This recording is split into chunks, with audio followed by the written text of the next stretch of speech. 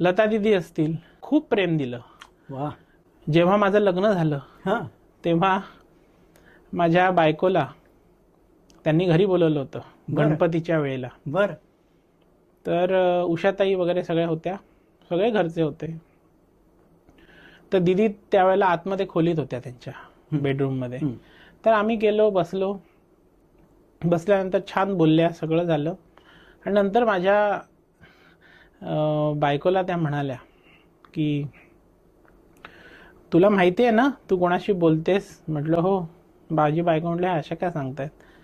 तर त्या म्हणाल्या तेव्हा की हा आहे ना, हा गवैया आहे.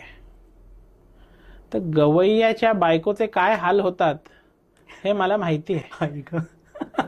मी माझ्या माईला पण बघितलंय, सगळं बघितलंय. तर मला गवैया आणि कलाकार लोकांच्या बायकोचे काय हाल होत आहेत ते माहिती आहे.